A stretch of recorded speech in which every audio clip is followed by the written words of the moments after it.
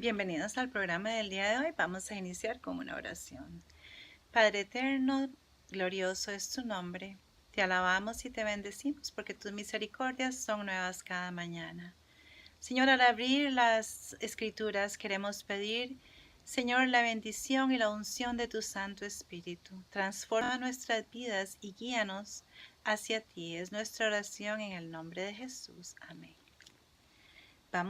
El tema de hoy se llama el intercambio y vamos a leer las escrituras en el libro de Isaías, el capítulo 53. Isaías es conocido como el profeta mesiánico y esta es una de las profecías más hermosas para mí en la Biblia de la venida de nuestro Señor Jesucristo y su misión.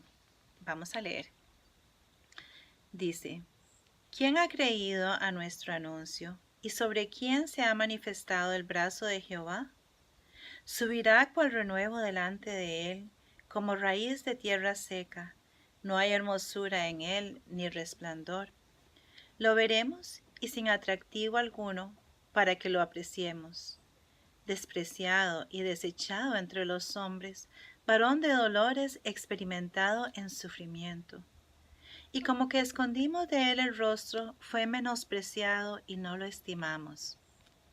Ciertamente llevó él nuestras enfermedades y sufrió nuestros dolores. Pero nosotros lo tuvimos por azotado, como herido y afligido por Dios. Mas él fue herido por nuestras rebeliones, molido por nuestros pecados. Por darnos la paz, cayó sobre él el castigo, y por sus llagas fuimos nosotros curados. Todos nosotros nos descarriamos como ovejas, cada cual se apartó por su camino, mas Jehová cargó en él el pecado de todos nosotros. Angustiado él y afligido, no abrió su boca. Como un cordero fue llevado al matadero, y como una oveja delante de sus transcriadores enmudeció, no abrió su boca. Por medio de violencia y de juicio fue quitado de su generación. ¿Quién la contará? Porque fue arrancado de la tierra de los vivientes, y por la rebelión de mi pueblo fue herido. Se dispuso con los impíos su sepultura, mas con los ricos fue en su muerte. Aunque nunca hizo maldad, ni hubo engaño en su boca. Jehová quiso quebrantarlo, sujetándolo a padecimiento. Cuando haya puesto su vida en expiación por el pecado, verá descendencia, vivirá por largos días, y la voluntad de Jehová será en su mano prosperada. Verá el fruto de la aflicción de su alma, y quedará satisfecho. Por su conocimiento justificará mi siervo justo a muchos, y llevará sobre él las iniquidades de aquellos.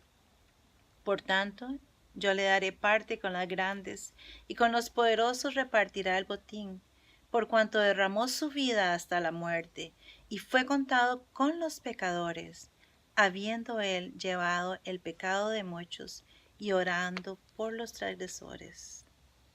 Amén. Ahora vamos al libro de Lucas.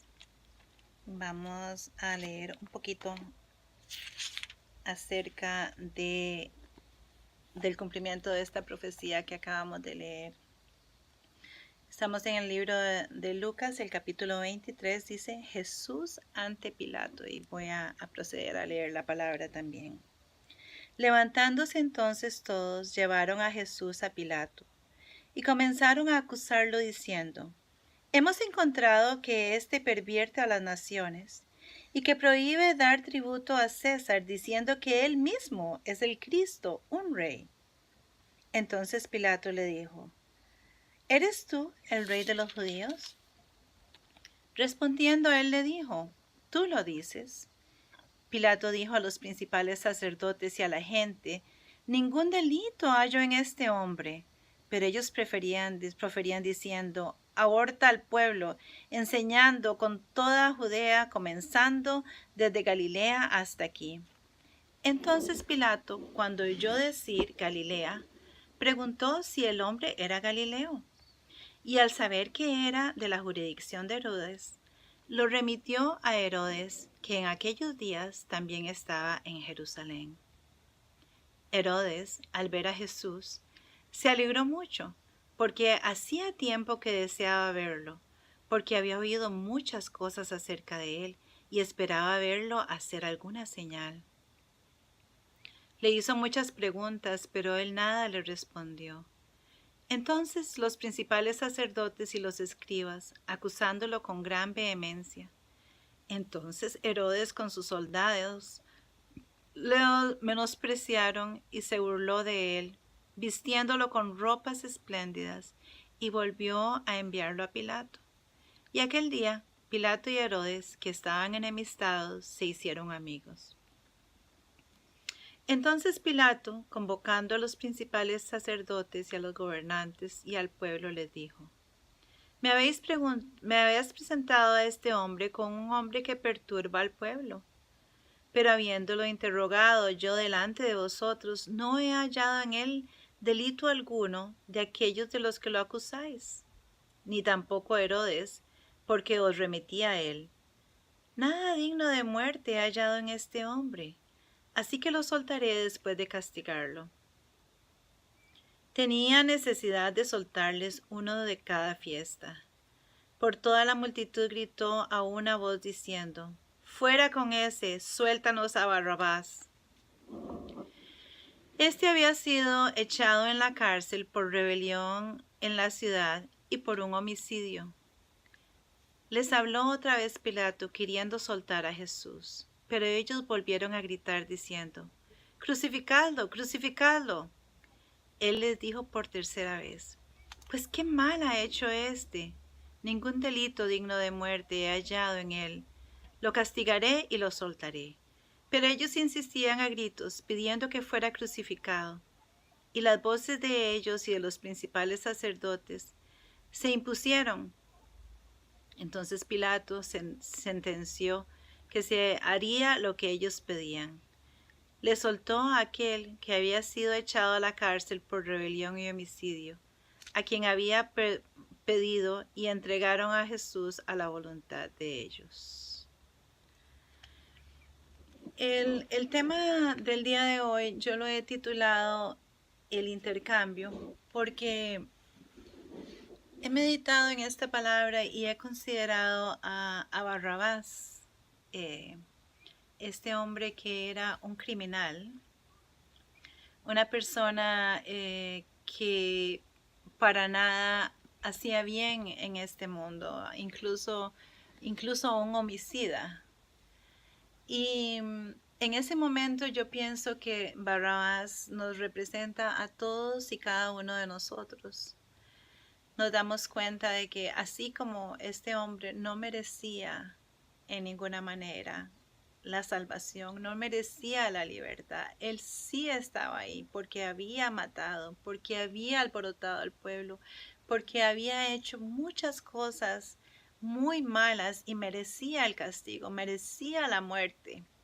Si la justicia se hubiera aplicado, la justicia hubiera dicho: Barrabás necesita morir porque hizo mal. Sin embargo, vemos el testimonio de Pilato y el testimonio de Herodes, como no encontraron una sola razón para que Jesús pudiera ser condenado. Y en este día, en este momento, yo quisiera que meditáramos en la gracia y en la misericordia de Dios, porque la justicia sí se ejecutó, sí hubo quien pagó, como dijo Isaías, por nuestras rebeliones. Ese Cordero de Dios que quita el pecado del mundo fue inmolado para nuestra redención. Y esto es algo por lo cual debemos de estar muy, muy agradecidos, porque por sus llagas, por esas llagas que nuestro Señor Jesús sufrió, es que nosotros podemos ser salvos, podemos alcanzar la vida eterna, podemos tener esa esperanza de redención. Yo no puedo pensar o imaginar cómo se pudo haber sentido Barrabás en ese momento, porque yo pienso que Barrabás en ese momento sintió en su conciencia que él merecía morir, que él merecía. ¿Por qué iba a morir Jesús en vez de él? ¿Por qué? Jesús no hizo mal alguno.